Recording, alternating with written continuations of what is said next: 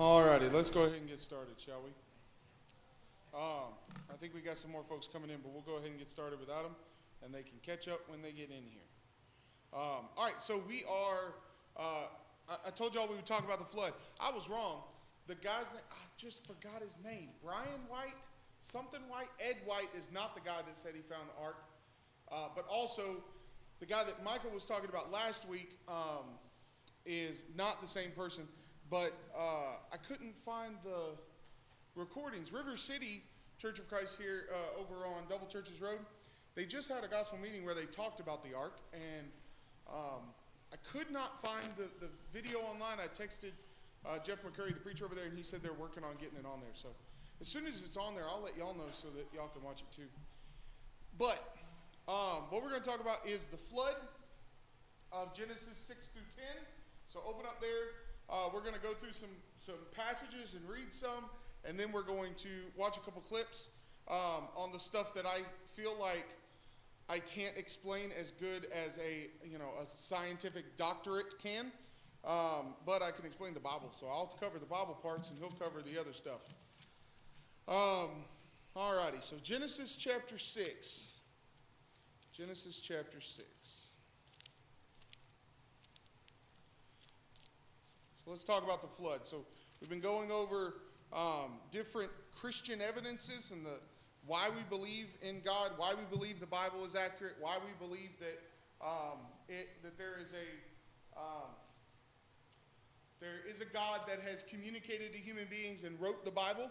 And so Genesis 6, the flood, is always one of the big sticking points, because if you ask modern naturalistic scientists, most of them, not all of them, but most of them will say that the flood is impossible. There's no way it could have happened. The fact that the Bible says that there was a worldwide flood, basically, it was worldwide to the people that were writing the Bible, because everything that they knew was underwater. But it was just not a global flood. It was a flood of a specific area. The interesting thing that we'll talk about at the end is that every single culture across the board has a flood story. Every single one of them, okay? Now here's the thing. If every single person on the earth, all in different parts of the earth, at the same time says that they saw something, chances are they all saw it at the same time. And if everybody on the earth is seeing a flood at the exact same time in multiple places around the earth, it was a global flood, okay? But let's dive into Genesis chapter 6. We're going to look at verse number 18 through 21. And what we're going to do is we're not going to talk about everything to do with the flood tonight, but I did want to give you all some of the things that we had talked about in passing, and also point some things out that I think are really helpful when we're looking at the flood, especially a lot of this series, a lot of this Bible study that we're doing is based off of what are you going to do when someone says blank, you know? How are you going to deal with someone saying that the Bible isn't accurate because the flood is fake or something like that, okay? So Genesis chapter 6, verse 18.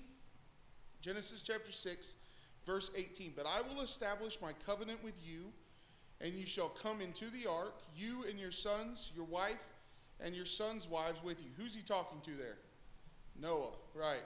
So Noah, Shem, Ham, and Japheth. Shem, Ham, and Japheth are Noah's sons. Now, it's interesting, their wives are never named. So we have Noah and Mrs. Noah, Shem, Ham, and Japheth, and Mrs. Shem, Ham, and Japheth. We don't know their names, but there are 8 people. 1 Peter chapter 8, or 1 Peter chapter 1 says that there are 8 people as well. So, it's 1 Peter chapter 3, not 1 Peter chapter 1. All right, so, you're going to come into the ark, verse 9, and every living thing of all flesh, you shall bring 2 of every sort into the ark to keep them alive with you. They shall be male and female, of the birds according to the kinds, and of the animals according to their kinds. Of every creeping thing on the ground according to its kind, 2 of every sort shall come in. to you to keep them alive. Also, take with you some sort of food, every sort of food that is eaten, and store it up. It shall serve as a food for you and for them. So remember, that is an interesting point that we'll get to here in just a little bit, to look at the actual Bible passage in chapter 9 that says it. But Noah, Shem, Ham, and Japheth and their wives, and everyone on the earth, at least everyone that was following God at that point, seems to have been vegetarians. He says, you need to take every sort of food and bring it on. It's going to be a food for you and for the animals. Okay? Now, look down at chapter 7, rather. Genesis chapter 7, verse 2 and 3. Somebody read that for me. Genesis 7, 2 and 3. Every clean beast thou shalt take to thee by seven, the male and his female, of the beasts that are not clean by two, the male and his female, of fowls also of the air by seven, the male and the female, and to keep it alive upon the face of all the earth. All right, so he takes 2 of every unclean animal, so 1 pair of every unclean animal, and then he takes how many of every clean animal? 7 pairs, so 14 of each, okay? Now, why, does anybody remember why we talked about last week? Why did he take 7 of every clean animal? Yeah, we're not told specifically, but that makes sense, right? Now, here's the thing. Under what law does Noah live? The patriarchal system. It's not written down.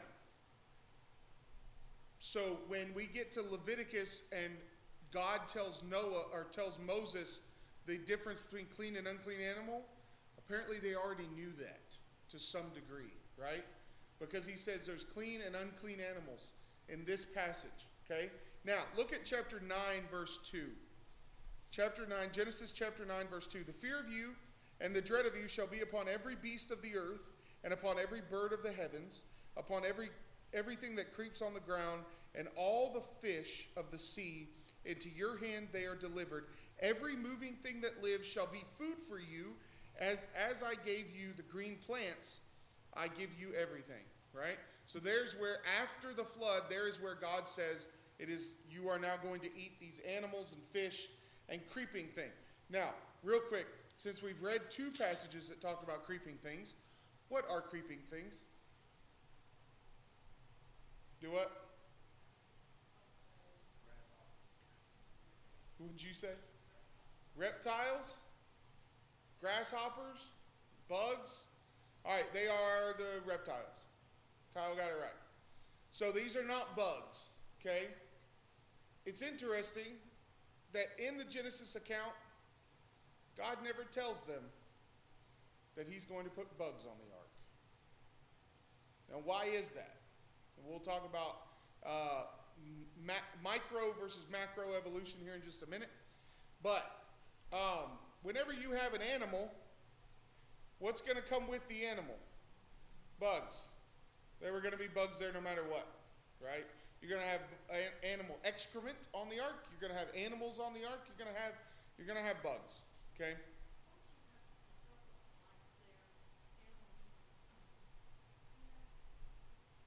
What?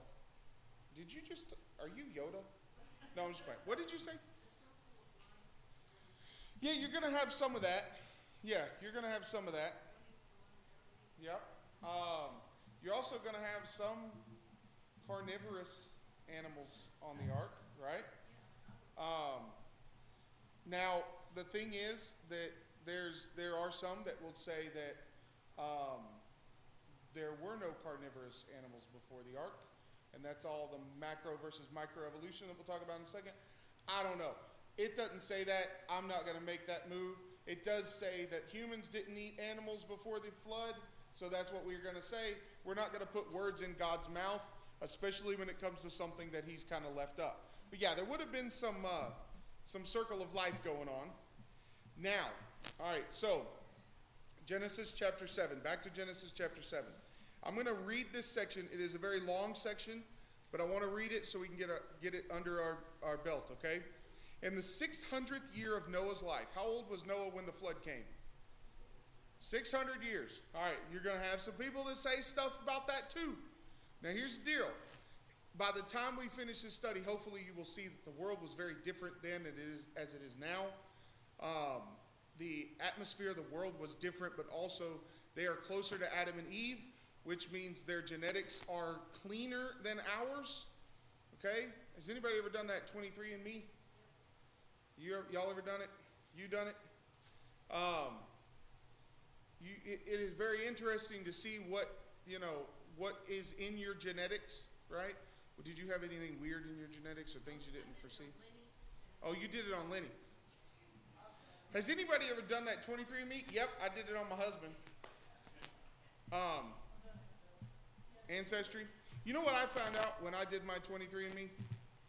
I am about as white can be. That's what I found out. I got 0 of nothing. I got Nordic and Eastern European. That's it. That's all I got. So I'm just like pale. Anyways, all right. So Genesis chapter 7. Noah is 600 years when this happens. On the second month, the 17th day of the month, on that day, the fountains of the great deep burst forth, and the windows of heaven were opened, and rain fell upon the earth 40 days and 40 nights. On the very same day, Noah and his sons, Shem, Ham, and Japheth, and Noah's wife and the 3 wives of his sons with them entered the ark, they and every beast according to its kind. That's important, remember, according to its kind. And all the livestock according to their kinds, and every creeping thing that creeps on the earth according to its kind, and every bird according to its kind, every winged creature. No bugs, no fish. Why would fish have not been included on the ark? They're going to be outside. Now here's the problem. They're going to be outside in the middle of the flood, which would have taken a lot of them out. Okay? Because remember, the fountains of the deep opened up and rain started coming down from the sky. We'll talk about that here in just a second as well. All right, so they went into the ark, verse 15, with Noah, two of all flesh, in which there was the breath of life, and those that entered, male and female of all flesh, went in as God had commanded him, and the Lord shut him in. The flood continued 40 days on the earth, and the waters ceased and bore up the ark, and it rose above the earth. And the waters prevailed and increased greatly on the earth, and the ark floated on the face of the waters. And the waters prevailed so mightily on the earth that all the high mountains under the whole heaven were covered. What's the highest mountain on earth? Mount Everest. Mount Everest. Highest mountain on earth, with a caveat. The highest mountain on earth at the time of the flood was covered by water. There's a caveat there when we're talking about Mount Everest, and you'll see why here in just a second. Under the whole heaven were covered. Verse 20, the waters prevailed above the mountains, covering them 15 cubits deep. Does anybody remember what a cubit is? Come on, Michael, you got this. What's a cubit? 18 inches. So what's 15 times 18 inches? That would be about 22 and a half. Yeah, 23 and a half feet. So the highest mountain on earth, which is right now Mount Everest, was covered by 23 and a half feet of water. It's just so interesting that the size of the ark was 300 cubits by 45 cubits by, what was the measurement we said? I thought I would remember it. 30 by 50. The ark would have sat in the water 20 feet. It would have been 20 feet below the water line. And the water covered the highest mountain on earth by 23 and a half. Isn't that interesting? It's almost like it was planned that way. Okay, so all the flesh died that moved on the earth, birds, livestock, beasts, all swarming creatures that swarm on the earth, and all mankind, everything on the dry land in whose nostrils was the breath of life died. He blotted out every living thing that was on the face of the ground, man and animals, creeping things and birds of the heaven. And they were blotted out from the earth. Only Noah was left and those who were with him on the ark. And the waters prevailed on the earth 150 days. All right, now, let's talk about how this happened, okay? This is where we're going to watch a 6-minute quick video about how this happened. Now, I will say, the guy in this video is a doctorate. His name is Jeff Miller. He is one of the most intelligent people alive today, especially in the Lord's church. He is not a dynamic preacher.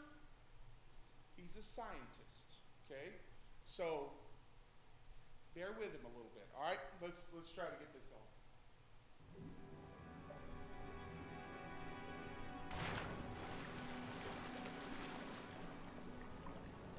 I don't know why they came up with this.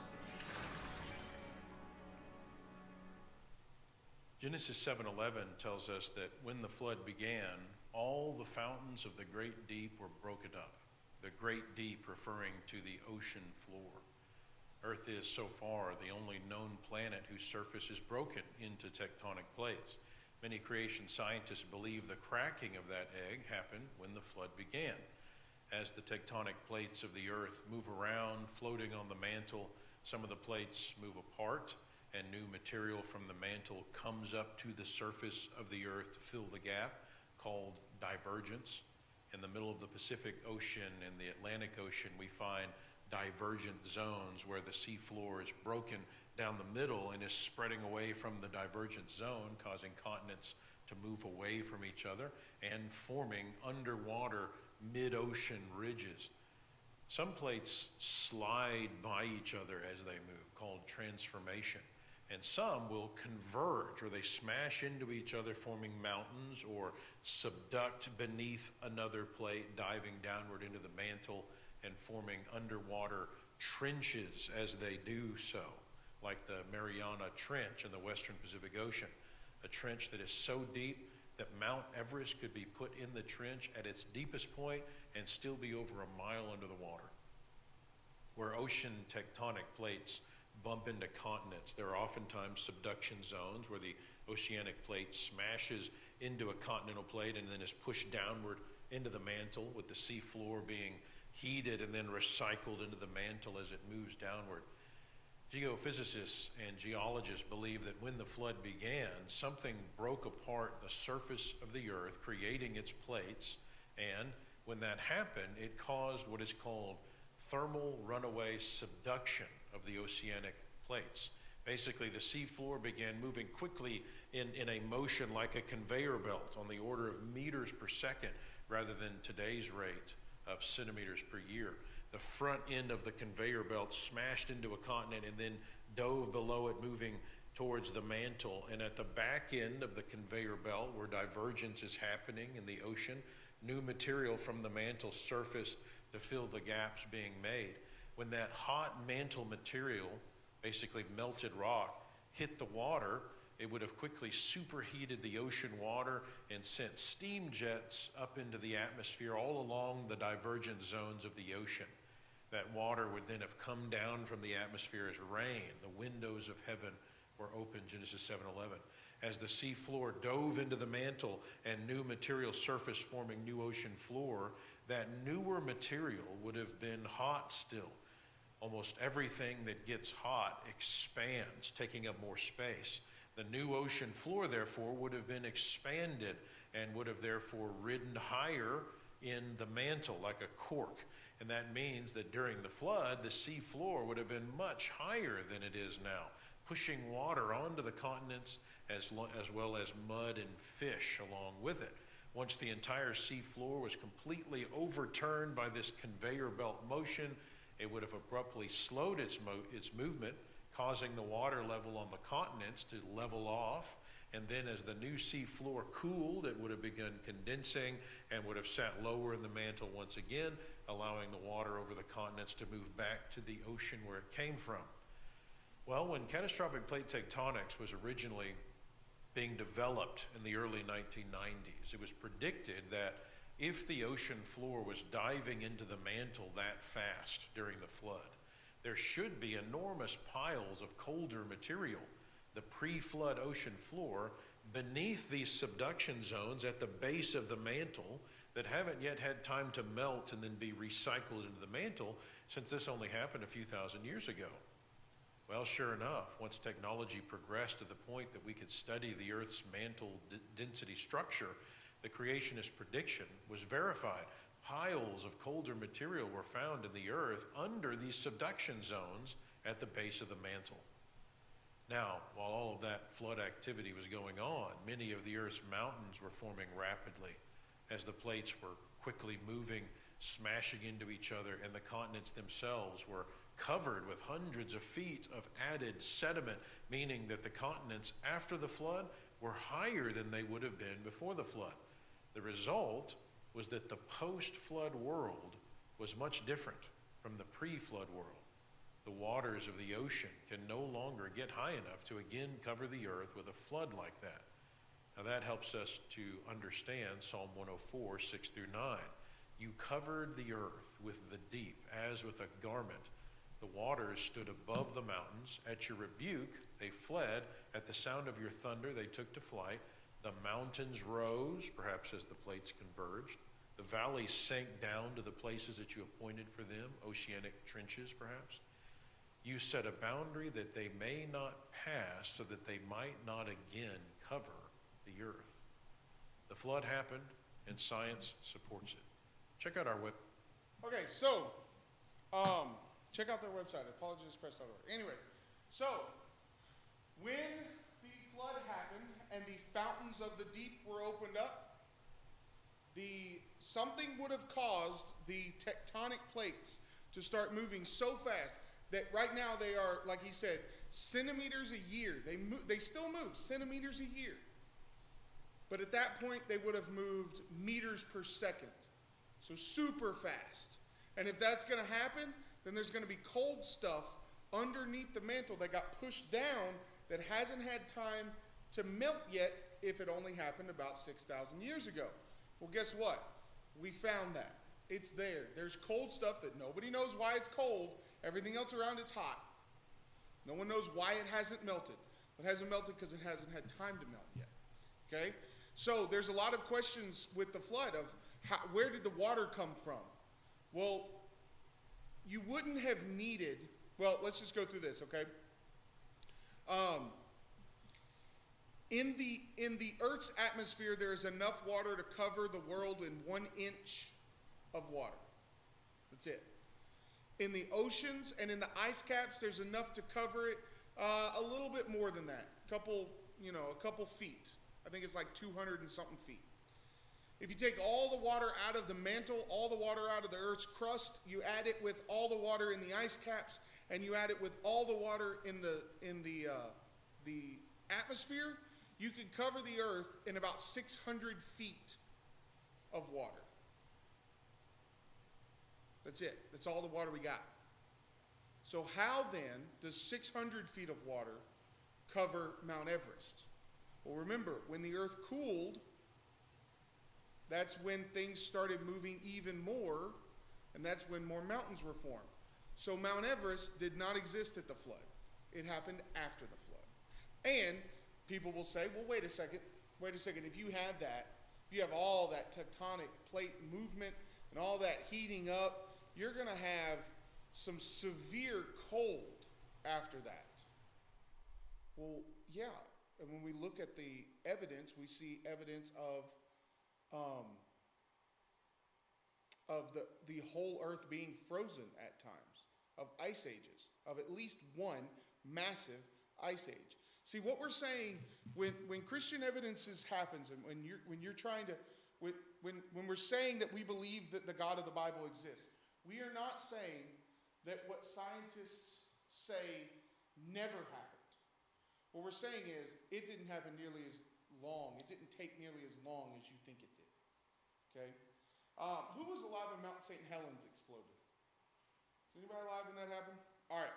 There are trenches, there are canyons outside of Mount St. Helens from where the mountain exploded, and in a matter of minutes, canyons half as deep as the Grand Canyon were formed.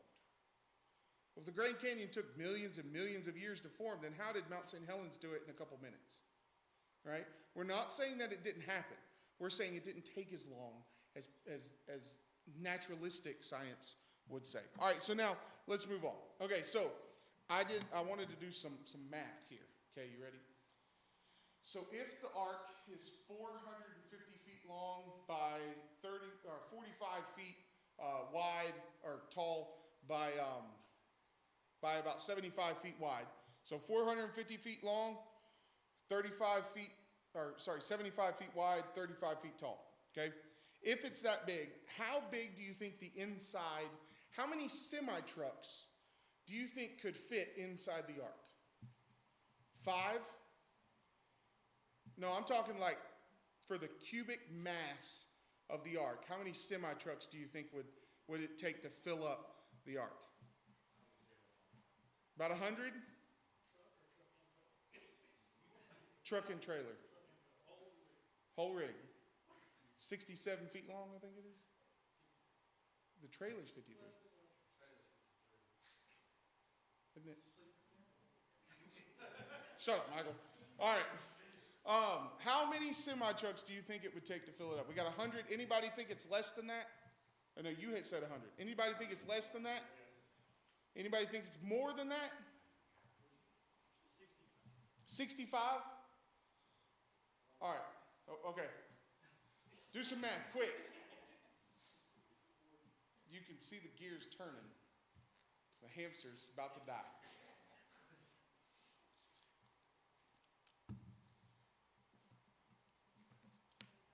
Give up and guess.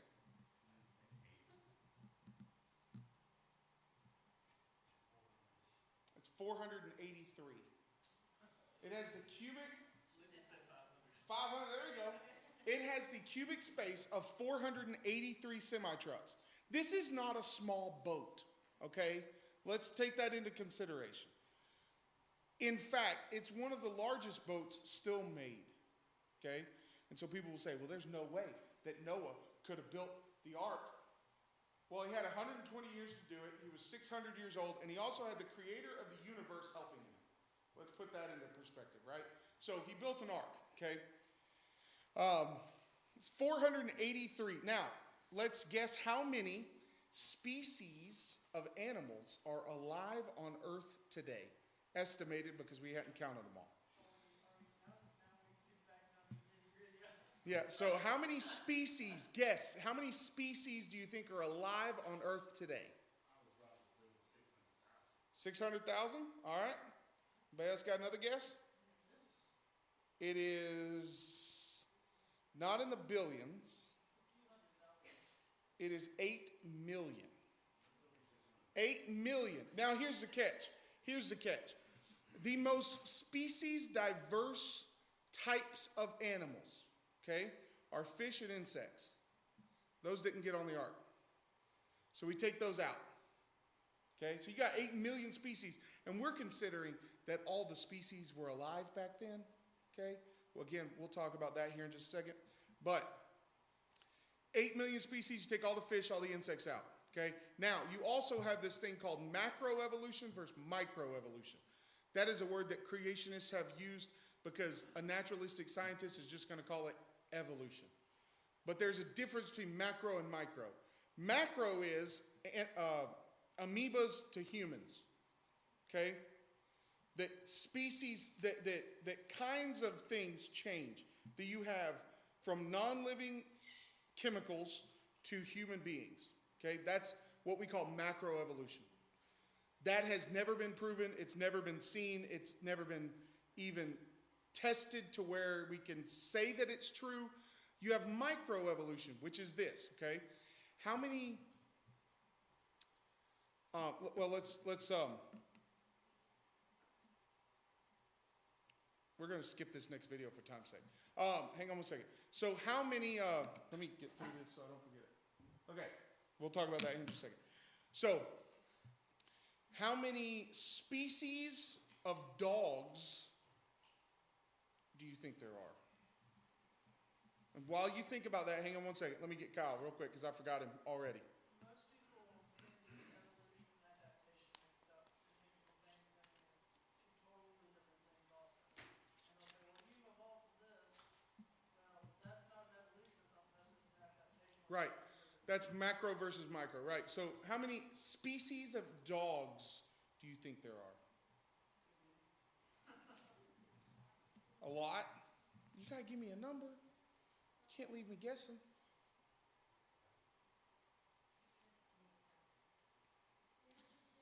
360. All right, it's a trick question. How many breeds of dogs are there? No telling. We've made 400 breeds of dogs in the last 500 years. Breeds, like a Yorkie versus a Lab. Okay? However, there are only 35 species of canines on the earth today. Every dog that you know of, y'all have a Yorkie, right? We have a Yorkie. We also have a Lab. Who's got something else? Miniature Schnauzer. Y'all got a horse is what y'all got. If y'all have never seen Ellie, she's a St. Bernard, but they've also got an Akita. Y'all got like 42 dogs. No, I'm just messing with you. Beagles. German shirt. Yep, one of them things. All right, all of those dogs. The micro Yorkie, like my mom's, who is now mine, Oliver weighs 1.2 pounds. A little bitty fellow. To Ellie, the St. Bernard, who weighs the size of a Volkswagen Beetle. Those animals are breeds of dogs. They are not species of dogs. There are only 35 species of dogs. You know what species my Yorkie, Oliver, and Ellie are a part of? The wolf species. They're all wolves. They're just weird-looking wolves. So that's adaptation, selective breeding, microevolution versus macroevolution. Okay, so y'all remember this from science class back in the day: kingdom, phylum, class, order, family, genus, species. The Canidae, the canine, is what we're saying is the kind in the Bible. That's about the level that it makes sense to be. Because if you look at this, you get order that's carnivore, so it's just all carnivores. That doesn't make sense. So when you get down to family, all canines can breed together. Okay? So for instance, like a mule, how do you make a mule? A horse and a donkey, right? Those are in the same family. They are not the same species. Okay? So family can breed together, which is interesting because how is Noah going to fit the dinosaurs on the ark? A Brontosaurus is 130 feet long. And yes, creationists, at least myself, you could disagree, but I 1,000% believe that if the biblical account is accurate, humans live with dinosaurs. You can look down on me all you want. I don't care. Do what? They also live with dragons. Maybe we'll talk about that soon too. But how are you going to fit a Brontosaurus on the ark? You don't need a Brontosaurus. You need the same family. Also, how long were they on the ark? Fun fact. How long were they on the ark? From the time it started raining to the time they got off? Do what? It rained for 40 days and 40 nights, right? Rained for 40 days and 40 nights. But then the waters lasted for 150 days. And then the waters receded for 150 days. So you got about a year. They're on the ark for about a year, okay? You don't want the animals reproducing on the ark, right? You want them to do that afterwards so they can repopulate the earth. What kind of animal is mature enough to be eating but not mature enough to be breeding? A younger animal. Younger animals are smaller animals, right? We don't have to fit all 8 million species, which would equal to about 50 million animals on the ark. We don't have to fit that. We have to fit a couple thousand kinds, and we're going to get the babies of them that are old enough to be weaned from their mothers if they're mammals, but not old enough to be reproductively mature, so that when they get off the ark, they have the most amount of time alive, right? You don't want to get a super old cow and put it on the ark, and then it dies a week after you get off the ark, right? So you want younger, immature animals, adolescent almost animals, so that they live longer when they get off the ark, they're sexually reproductive, and they can actually repopulate the earth, okay? So, do what? Well, that's a good question. I don't know. You'll have to ask him when you get there. Argument's sake here, does God not just like take anything we'll just make it survive long enough? He could have, but also this is, it is, it's also pragmatic, right? So there's the law of divine economy, which says God is not going to do something extra. Nowhere in Scripture do you find God doing something past what is absolutely necessary, right? He doesn't have to miraculously keep the animals alive. All you got to do is put baby animals on the ark. So you're walking through and you got baby puppies and kittens, but you're only going by family, you're not going by species, right? Also, he only had land-dwelling, air-breathing animals, okay? We talked about that just a second ago. And he probably brought young animals on the ark. We just talked about that. All right, now, let's move on to, for the last few minutes, let's move on to one last video, which this is done by Answers in Genesis, which is not a work of the Lord's church, but it is a very, very good resource for this type of stuff. They are the ones that own the Creation Museum and the Ark Encounter, the giant man-made ark that replicates what we think the ark might have looked like. Of course, it could have looked a lot different. The Ark Encounter is not covered in pitch. It's not black, but the ark was. But anyways, this video is about kind of just an overall view of this. And then we got one last thing I want to talk about before we're done with this. Just chapter 6 through 9 in the Bible, we read there about an account of a global flood in the time of Noah. That flood, according to the Bible, was sent by our Creator God because of the wickedness of man as a judgment because of their rebellion against their Creator. Now, Noah was called by God to build a boat for he and his family and representatives of all the animal kinds, the land animal kinds, to survive this global flood. Was there really such a flood? Could Noah really build such an ark that would fit all the representatives of the land animal kinds on board the ark? Actually, if there really was a global flood that covered the highest hills under the whole of heaven, as the Bible describes, you'd expect to find billions of dead things buried in rock layers laid down by water all over the earth. And actually, what we find are billions of dead things buried in rock layers laid down by water all over the earth. I'm talking about the fossil record. Most of the fossil record is actually the graveyard of the flood of Noah's day, not a result of millions of years of deposition, as the secularists tell us. There really was a global flood. The evidence is crying out at us from all over the earth. But could Noah actually build such a boat to take two of every kind of land-dwelling, air-breathing animal? Well, actually, yes. And in fact, most people don't realize he didn't need to take near as many animals on board the ark as we might think. For instance, today we have, when you look at dogs, dingoes, wolves, coyotes, jackals, bennet, foxes, and so it goes on, and our domestic dogs. Well, Noah didn't take all those on board the ark. Actually, he'd only need 2 dogs. When those dogs came off the ark after the flood, eventually different species formed. Dingoes, wolves, coyotes. That's not evolution, by the way. That's just dogs. That's just representing variation within the gene pool of the dog kind. When you actually work it out, Noah needed far fewer animals on board the ark than most people think. Actually, when you look at the size of the ark, as the dimensions are recorded in the Bible, you realize that Noah really built a boat bigger than what he really needed. Why would that be? Well, God is a gracious God. And you know, when the animals were on board the ark and Noah and his family are on board the ark, that ark then stood for 7 days before God shut the door.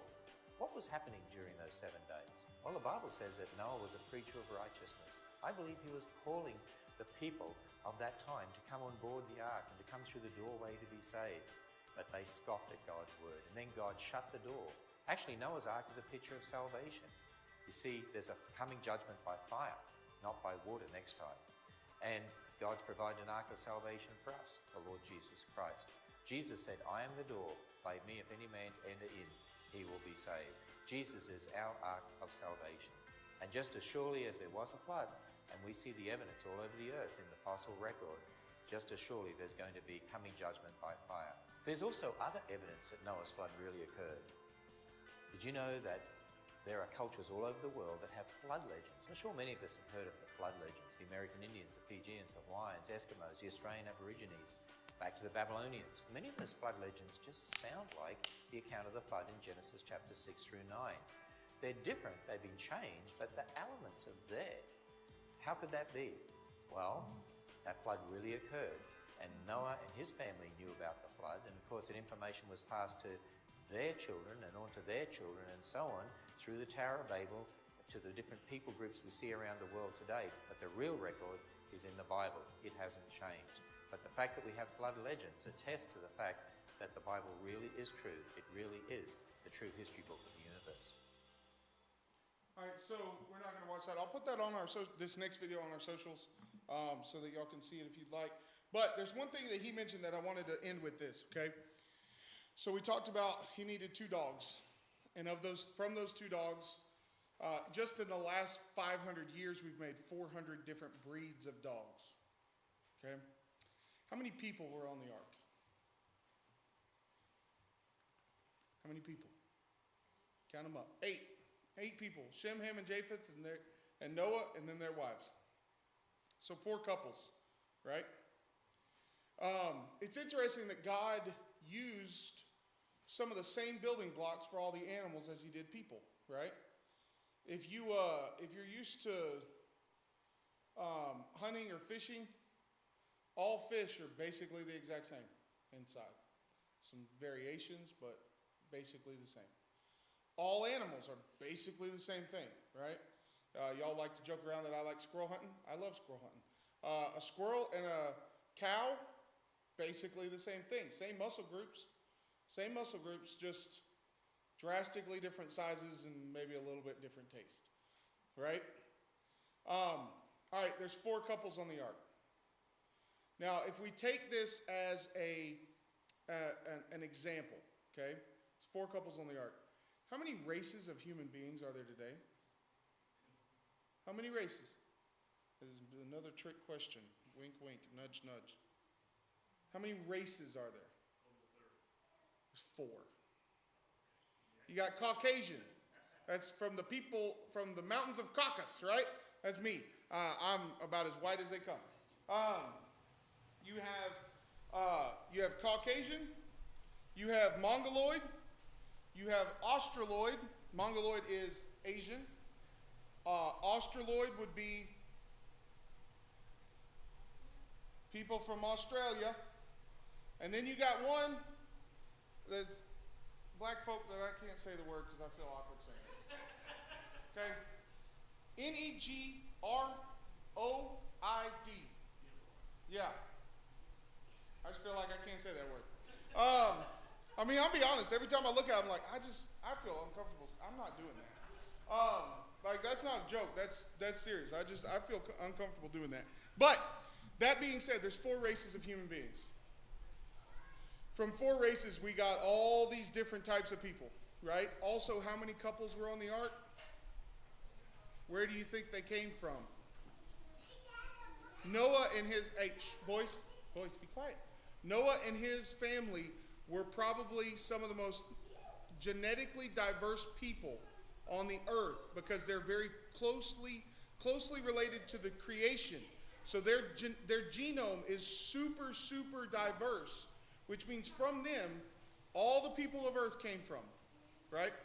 Now, y'all can argue about, which one was Noah, because he would have been the first. But anyways, probably that one that I won't say. Go ahead.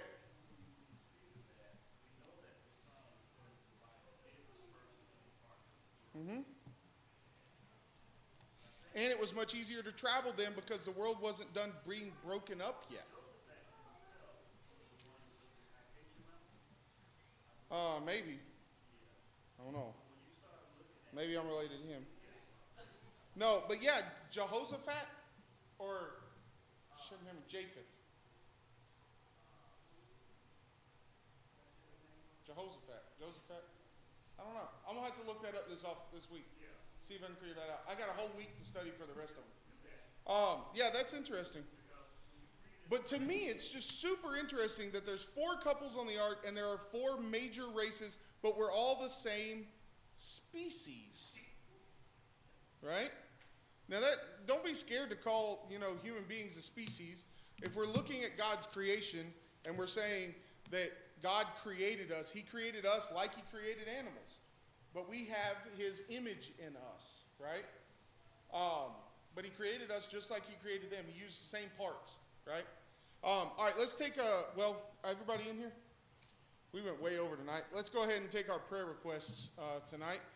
I will do the invitation. Ron, will you do our song for us? All right. Pick us out a song. 904.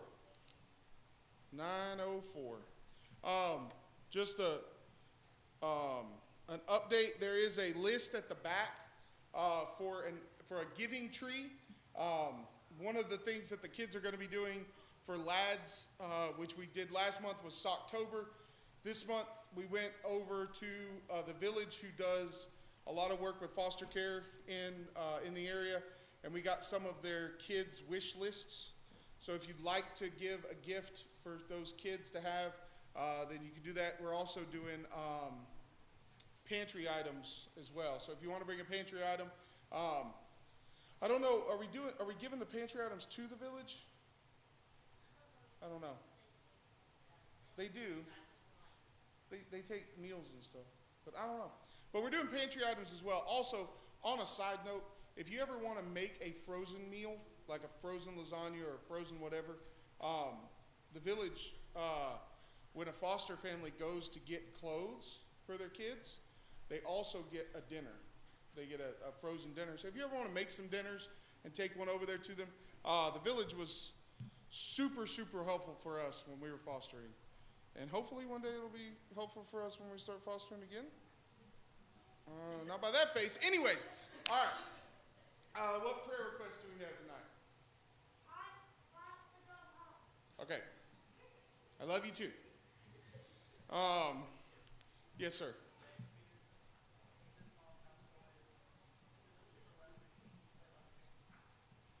All right.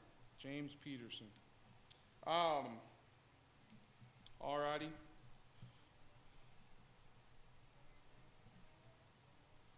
All right, be praying for James, please. Also, be praying for us for something. But also be praying for us because we're going camping tomorrow night through Saturday morning. And it's also supposed to rain. And we're tent camping because I got a thing. The kids need to tent camp. But anyways, y'all be praying for us. Be praying. We got a lot of people traveling. The McMurrays are down in Dothan at the Peanut Festival, doing a pig show. We got a bunch of people traveling this weekend. Kathy and Megan are traveling this weekend. We also have our gospel meeting starting Sunday, so please make sure to be here for that. Josh sent me the topics of his sermons, and I went and looked on. I ain't gonna tell y'all that because y'all go hear him anyways. But he sent me the topics of his sermons, and I found that he might have preached one or two of those recently, so I listened to him. Y'all are going to want to be here for those sermons. But any other prayer requests we have? James Peterson, all those traveling. Lenny is still recovering. Miss Carol also is in need of our prayers. And Megan and Kyle as well. Yeah, absolutely. Absolutely. Anybody else have any others? Jen's sick? That's not good. Be praying for him because his mouth's going to get him in trouble tonight. I can already tell it. All right. Be praying for the Tabblers. Hopefully it won't go around the bunch. All right. 904 is our invitation song. If anybody needs to respond to the invitation to be baptized tonight, now is a good time to do it. Let's stand, and while Ron leads us in a song, you can let me know. 904. All have it? Let us sing. Have you been to Jesus for the cleansing fire? Are you washed in the blood of the Lamb? Are you fully trusting in His grace to soar? Are you washed in the blood of the Lamb? Are you washed in the blood, in the soul cleansing blood of the Lamb?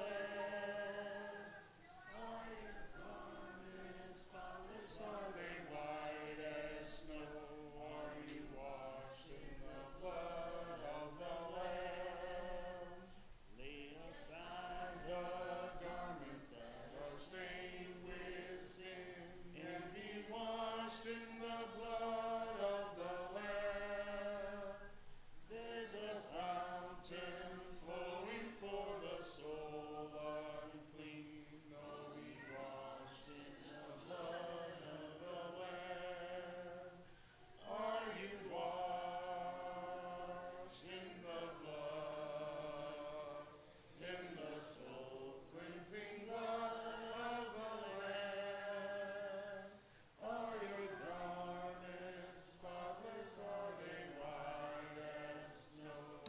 Are you washed in the blood of the Lamb? Taylor, will you lead us in a closing prayer?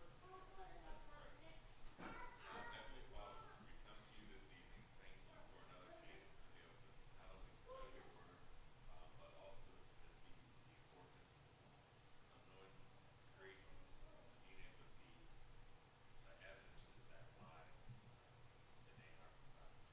But we pray that with these truths that we can help spread your word and allow people to know just what you did in the past. Help convince people that the flood is real and that judgment back then should remind us today not only your power but also your sovereignty. And Lord, pray for those in the prayer list. I ask that you give us all safe travels until the next time we meet again. And it's in Christ's name we pray. Hey, men, I need to speak to y'all down front, please, if you get a second. Or everybody at once, I guess. Don't forget we got Fellowship Meal Sunday, too.